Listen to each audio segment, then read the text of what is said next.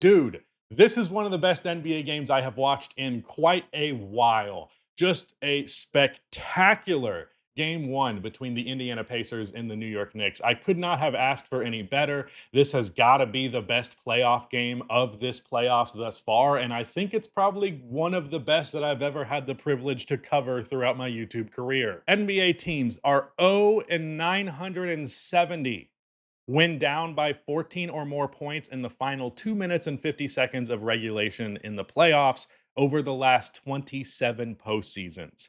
They are now 1 and 970. What the fuck? Indiana ends up winning in overtime 138 to 135. And this is after a game where they seemingly were just out of it. So much so that I even saw tweets on my timeline that were like, well, this game's over. This is why the Pacers lost this game. You know, wrap it up, take what you can learn from this and keep on going. But then Aaron Nesmith said, fuck that. Let me read you what happened for the final 2.5 minutes of this game, because the Pacers closed with a 17-6 run. So at 2 minutes and 39 seconds, Hallie hits a pull-up three from 29 feet. Then Aaron Nesmith hits a three at the 2 minute mark. Siakam gets fouled and hits one of his two free throws, which cuts it to 7. Then Brunson gets a layup that gets it to 9. It gets it to 9. But Aaron Nesmith at the 51-second mark hits another three-pointer. And then at the 34-second mark, he hits another three-pointer, which gets it to 5 points.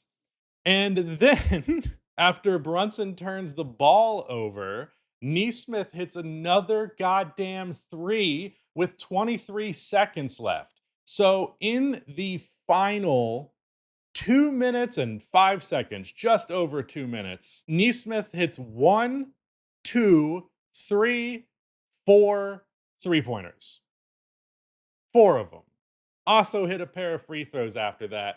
The lead ends up becoming just 2 because Cat missed a free throw and OG missed a free throw.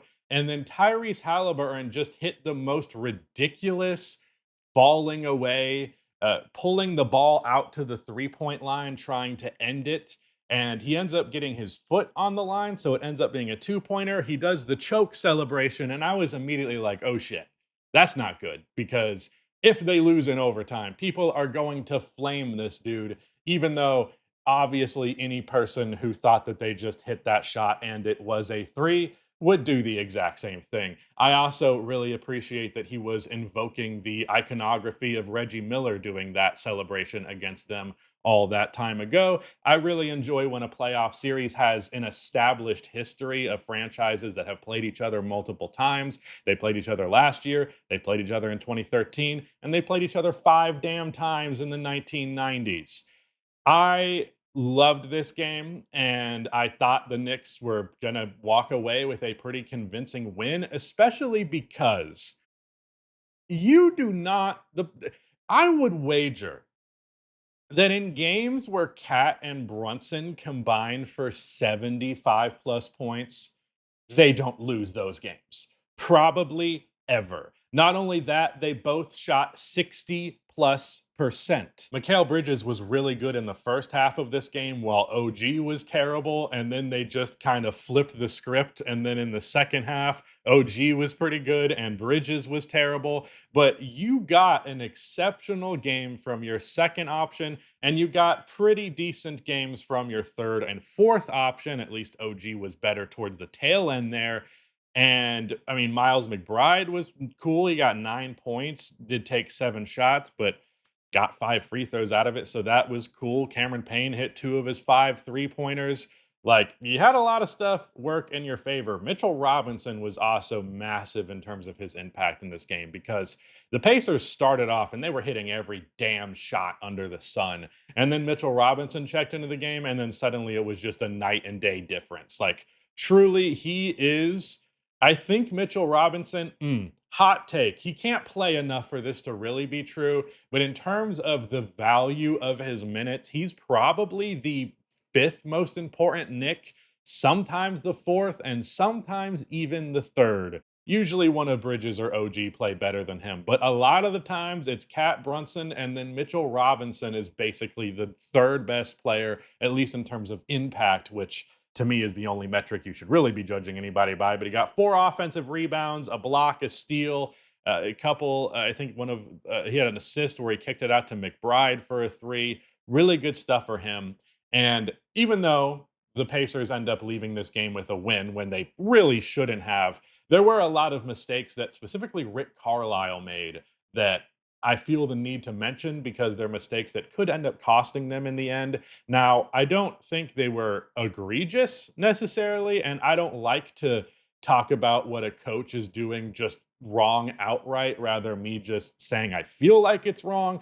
But in this case, there are two things that he did in this game that actually I thought were just pretty much as close to objectively the wrong move as they could be, which is both Andrew Nemhard and Miles Turner did not play for basically all of the fourth quarter. Now, for Nemhard, that was because of his foul situation. However, he didn't even check into the final couple minutes of the game. Like, yes, you're supposed to play it conservative with your guy when they get in foul trouble, but you're not supposed to just decide they're not playing anymore. That happens after they get their sixth foul. Granted, he did have fresh legs for the overtime, which definitely helped, but I didn't feel like that was a calculation on his part because, again, this is just a massive outlier, crazy comeback situation. Miles Turner, I understand why Miles Turner did not play as much as I would have thought because while he was great in the first quarter, he wasn't really doing much more offensively after that. And on the defensive end, he was not doing good. And I'll tell you why. I do not think it was his fault. I think it was a matter of how the Pacers approached their matchups. In my series preview, which if you didn't watch it, I'd appreciate it if you did, even after this first game, it'll still spell a lot of things about how this series will look going forward. But in that, I talked about how you're going to play Josh Hart because in this modern NBA, basically every time there's going to be one player who gets left wide open. And Josh Hart's actually been hitting his threes relatively great by comparison to, the fact that he's not really known as a shooter. But he's only really taking wide open attempts and he's even passing up wide open attempts regularly. So it's not as though he's just a good shooter, basically. So defenses are going to leave him open. And they're also not really going to respect his value to the offense much at all, even if Josh Hart's actually a pretty good scorer and playmaker inside the arc. You have two options with a guy like that. Either you hide a poor defender on them so that you aren't able to exploit that as much as you would otherwise, or you put a good defender, specifically a big man or a wing more often than not, on the non-shooter, and then you allow that big man slash wing to just kind of hover around the rim. So the option is really put Miles Turner on Hart or put Tyrese Haliburton on Hart. I really can't see anything being the better choice, but clearly Rick Carlisle disagreed with me because he put Andrew Nemhard on Josh Hart, which is an interesting choice. Andrew Nemhard obviously was playing a lot of help defense, and he had some big defensive moments in this game. He didn't get any like steals or anything, but he definitely played his part on the defensive end. But Miles Turner is getting pulled out to the 3-point line by Cat because Cat, as I've mentioned, was amazing. Well, he's 4 for 8 from outside. He's 4 for 8 from outside.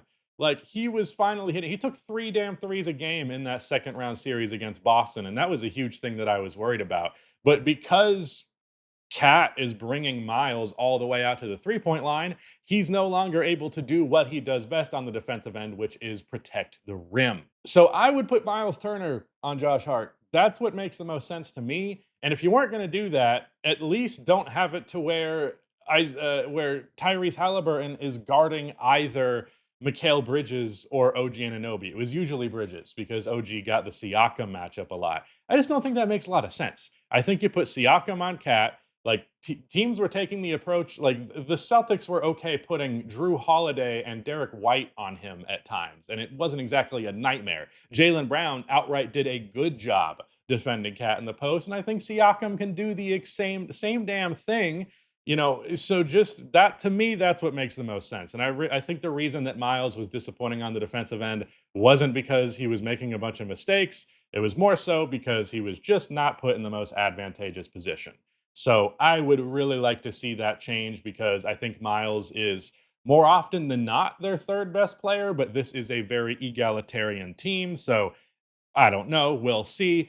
But Aaron fucking Nesmith, that is the main thing that I'm taking away from this. Aaron Nesmith, what a shooting clinic. 8 for 9 from three in the game. I think he hit six of them in that fourth quarter. Like, this game was over, and then he pretty much single handedly made it not over. And I should mention as well, these were not just cookie cutter, easy catch and shoot threes. These were a ton of really difficult movement threes, or a couple of them were pull ups. Some of them he got like a nasty pump fake, but still got a late contest. So he still hit a tough jumper. Like, oh man, this guy was hitting some threes.